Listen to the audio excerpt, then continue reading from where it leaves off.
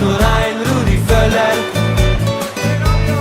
Ein Rudi Völler. Date: June 24th, 1990. The group stage of Italy-90 had ended. The round of 16, formerly known as the last 8, matchups were set, and the Netherlands were matched against West Germany. A fierce rivalry had developed between these two national teams, creating an atmosphere so intense that the match started off highly charged. Within just the 21st or 22nd minute, it resulted in unexpected red cards. Germany had been in excellent form during the group stage. This caught the attention of their competitors, and it seemed like the Netherlands had devised a solution to counter them.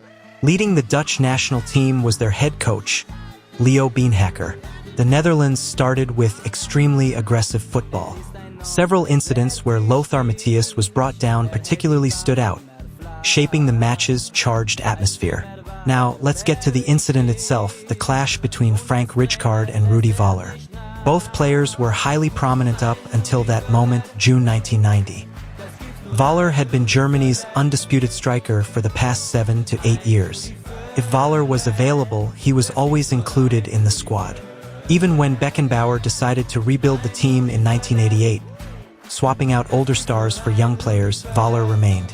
His age suited the squad at the time. His teammates, Klinsmann, Kohler, Riedel, Olaf Thon, all joined the team after 1988.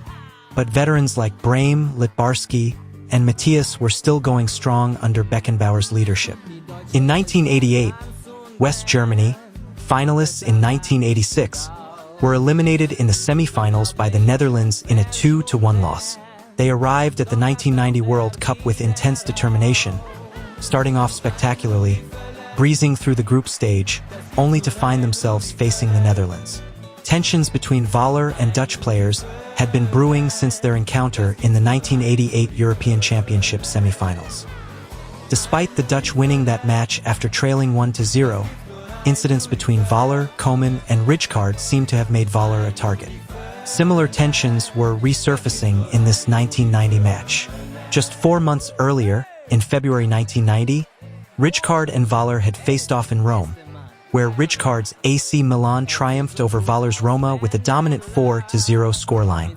By the 21st minute of this high-voltage match, Dutch player Frank Rijkaard challenged Rudi Völler, who was approaching with the ball.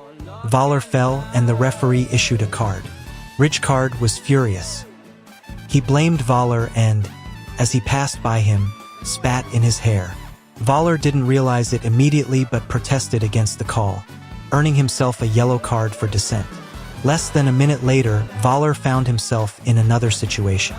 He fell in a challenge against Dutch goalkeeper Van Breukelen inside the 6-yard box, though there was no clear foul. Rijkaard, still fixated on the situation, joined the goalkeeper in protesting. Amidst the chaos, Völler lost his balance and fell once more. Klinsmann helped Völler back onto his feet. Rijkaard received a card for his aggression, while Völler was handed another for protesting. Within just 1 minute, everything changed. As Rijkaard walked off, he seemed to sign off his exit with another spit at Völler. Later, Völler reflected on the incident in an interview, saying, "What troubled me most wasn't my clash with Rijkaard. It was the fact that I was eliminated so early from a tournament that was going so well for us. Of course, in the following years, Rijkaard and I spoke, reconciled, and moved past it. But still, how had Rijkaard lost control so dramatically? His actions were impossible to comprehend." Ultimately, Germany secured a 2-1 victory, advancing to the quarterfinals. Yet anyone who watched this match remembers those incidents vividly. If you ask someone who saw Italy-90, you're bound to hear, "Oh yeah, he spat, didn't he?"